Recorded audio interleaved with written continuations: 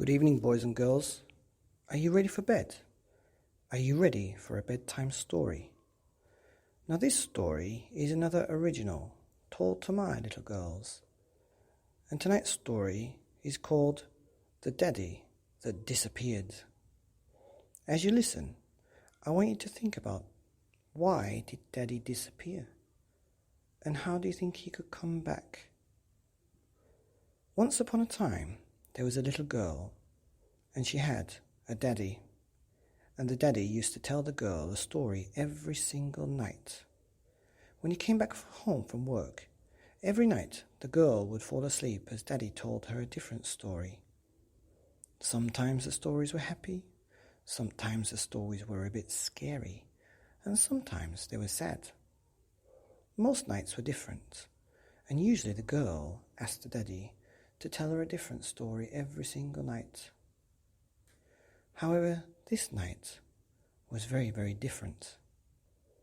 This night was different because when the daddy had finished the story and he said, "The end," usually he would turn round and see his little girl sleeping and dreaming, and he would give her a kiss on the head and say, "I love you, good night."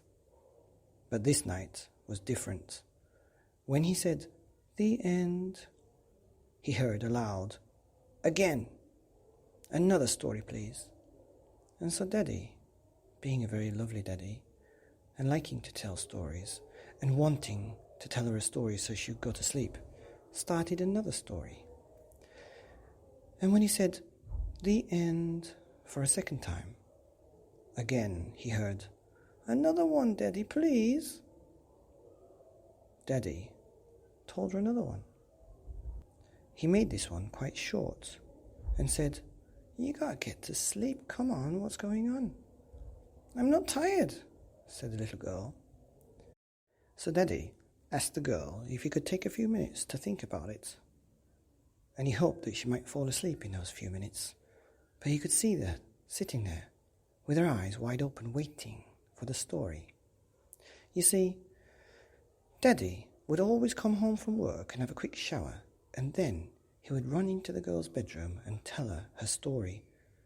And as soon as she would go to sleep, he would get up and get his dinner that was waiting on the kitchen table. Usually the girl would fall asleep after one story, and he would get to the kitchen table just as his dinner was still warm. But this night he had already told 3 stories, and she was still wide awake. He was racking his brains for another idea, and so he found one. But he was also feeling hungry.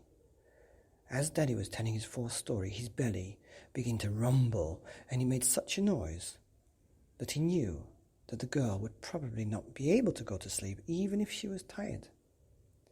Now he was in a bit of a conundrum. "Was that a monster?" said the little girl, because the bed shook from the grumbles of Daddy's belly. "No, it's not a monster," said Daddy quite impatiently. "It's my belly." "Well, can you tell your belly to be quiet, because I'm trying to get to sleep," said the little girl. Daddy rolled his eyes, but thankfully the lights were off and the girl couldn't see. Even if she could see, she didn't even know what that meant, and she would just think that Daddy was being silly with his eyes. "Oh, I wish you would go to sleep," said the daddy. "My dinner's getting cold out there. And plus your mum'll gonna be a bit angry if you don't go to sleep. It's past your bedtime." "But please tell me another story and I will go to sleep, I promise," said the little girl.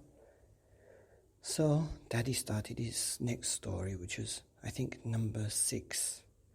And he was starting to lose his concentration because he was so hungry. And he'd already told a sad story, and a happy story, and a scary story, and a funny one, and an interesting one. And he told a real one from when he was a kid. And he also told another made-up one. And as good a storyteller as Daddy was, he started to completely lose the plot. He could not think of any ideas. And to add to that, he was getting very, very, very, very, very hungry. Anyway, this continued for a few hours, and Daddy's belly was rumbling more and more, and the girl could not get to sleep. You would not believe it, But the whole night passed, and then a whole day passed, and another night, and another day, and the girl was wide awake. And Daddy couldn't sleep because he couldn't eat, and eventually, because Daddy was so hungry, he started to get smaller and smaller and thinner and thinner until he disappeared.